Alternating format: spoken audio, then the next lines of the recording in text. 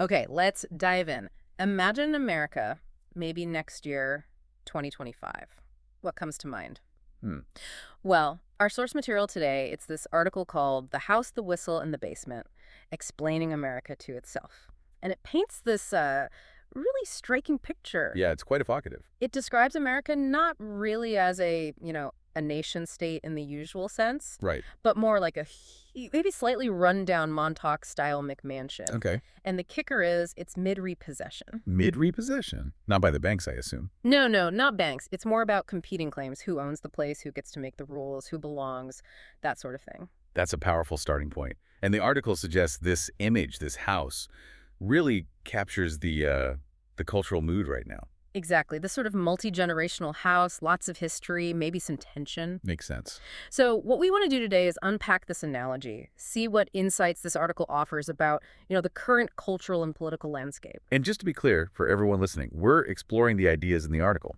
Absolutely. We're not endorsing any particular viewpoint here, just laying out what the source material presents. Got it. So the core analogy, this big house.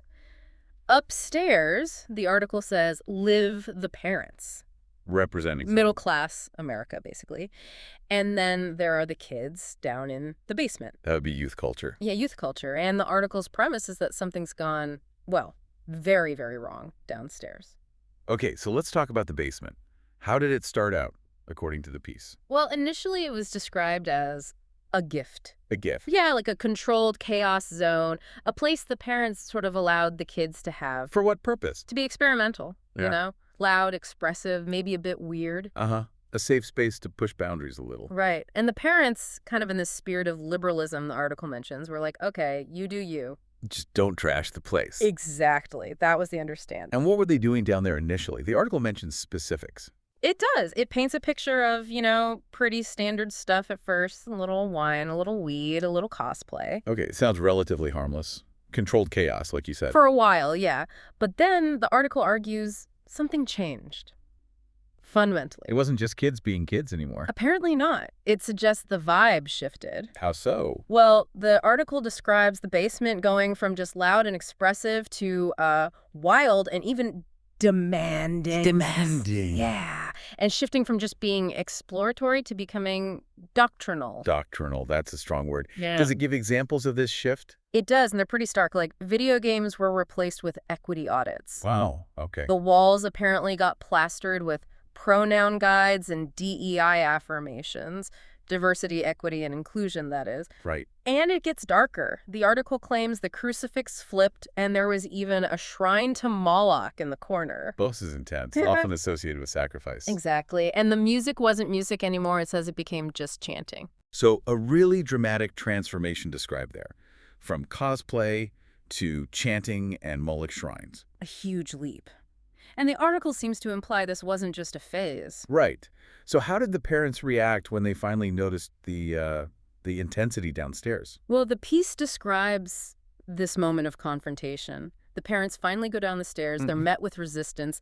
The kids basically yell, "You don't own this, and you're not the boss of me." So a direct challenge to their authority in the house. Precisely. A line was drawn. But did the parents react immediately to the noise before that confrontation? The article says, no, not really. For years, they kind of ignored I it. don't think it would just fizzle out. Yeah, exactly. Expecting them to burn out or grow up. But it didn't. The article uses the word metastasized. Oof, like a cancer. Yeah, it became more pervasive. Then they tried something else. What was that? They tried to whistle like their fathers used to, that sharp sound meant to bring order. Ah, the old command whistle. Right. But according to the piece, this generation didn't flinch. Didn't work. So what was the parents' next move in this analogy? Well, the article says they essentially called the cops. Okay. And who are the cops in this metaphor? The article identifies them as the populous state. The populous state? Yeah. Interesting. And did they come with, like, a warrant? They did. And the article says that warrant is called a mandate. A mandate? Okay, so this pivots towards politics more directly. It does. And the article makes a point of defining this mandate, specifically the Magley mandate.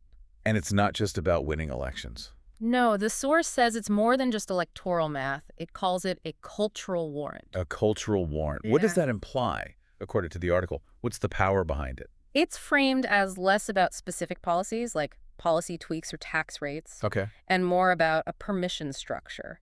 Permission to undo what the source calls a decade of overreach. Permission to undo things. Like what? It's described as a promise or maybe a threat to walk down into the basement and start flipping switches. Flipping switches. Yeah, to clean house. That's the phrase used. So the power comes from this desire to sort of reset things, reclaim control. That seems to be the idea presented, and it gets very specific about what cleaning house means. Oh, what specifics does it list? It lays out a clear agenda implied by this mandate. No more DEI clergy. Okay. No more pronoun purity tests. Right. No more forced empathy as law. No more re-education at work, school, and online. Quite a list. Anything else? Yes, and no more drag story hour being state subsidized. So a very explicit rollback agenda, not subtle at all. Not according to this article, no. And it points out the different perceptions of this. So For MAGA voters, the piece says, this is the retrieval of the deed to the House, reclaiming ownership. okay, that makes sense within the analogy. But for the identity politics left, it's seen as terrifying. Why terrifying? Because of the power shift. Yes, but also because it implies not just power, but justification. Moral authority, perhaps. Ah, okay. That's a key distinction. And the article concludes this part quite forcefully. It says this isn't a glitch in democracy. But a feature. It's a feature, it says. It's an uprising by the 70% against the 30% who treated tolerance as conquest. Wow. Tolerance as conquest. That's a provocative framing. Very. It then shifts gears slightly, talking about the last decade as a pressure cooker. A pressure cooker. Yeah. Leading up to this mandate. So and it introduces another really potent and frankly controversial metaphor. Okay. It talks about the origins of some of these cultural shifts, identifying certain institutions as well as the Wuhan Lab of Cultural Reprogramming. Whoa, okay, that's definitely a charged metaphor. Which institutions? It lists K-12 schools, the universities, the DEI departments, the social media moderation policies, the HR seminars. So mainstream institutions. Yes, and the article claims these were places where ideological gain of function happened. Gain of function. Like amplifying ideologies, similar to how a lab might modify a virus. That's the explicit comparison the source makes, yes. Amplifying and intensifying certain ideas. Does it explain how these places supposedly did that? The mechanism? Not in great detail on the how. It more paints them as the environments where this amplification took place. Okay. And then it identifies a specific starting point, a patient zero. It does. It points to the book White Fragility from 2018, calling it a patient zero for a whole new mind virus. A mind virus.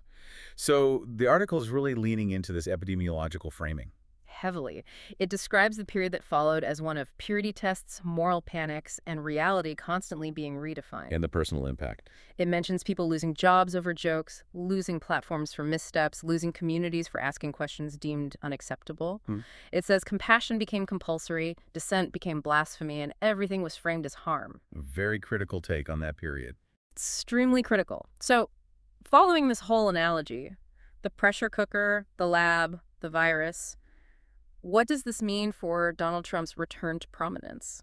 How does the article fit him into this narrative? It presents his return not as a mistake or a bug in the system, What? but as the system's immune response. An immune response, like the body fighting off the virus. Exactly. It calls it the boomerang, the overcorrective punch. And did this immune response come alone? No, the article says Trump brought enforcers. Enforcers. Who are they? Described as brawlers, not the old country club Republicans, people ready for a fight. Does name names? It gives examples. The Tulsi Gabbards, the Cass Patels, the Bondas, people with, as it puts it, bad tempers and better instincts. Okay. Calls them the sergeants at arms of a nation that said enough. So, a very combative image there. Definitely. So let's revisit the basement analogy with this immune response idea in mind.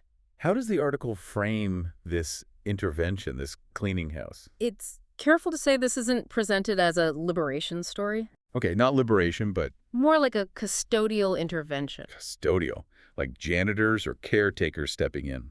Sort of. It's framed as a reaction. The realization that, quote, the party downstairs didn't just break curfew, it burned the house rules. Ah, so the rules themselves were broken, not just bent. That's the argument. And now, the grown-ups are back with the deed in hand. reasserting ownership and rules. Right. And this leads to a really important distinction the article makes about power. Which is? It argues that this action, this mandate enforcement, it's not authoritarianism. Okay, if not authoritarianism, then what? That's enforcement. That's the word used. Enforcement. It argues that's what happens when tolerance is mistaken for surrender. Tolerance mistaken for surrender. Yeah. That implies the parents felt their tolerance was being exploited. That's strongly implied, yes. That their openness wasn't reciprocated, but seen as weakness. And the article suggests the left, or the kids in the analogy, were surprised by this pushback. It does. It posits they never believed they'd be opposed so forcefully. Why not? Because, the article claims,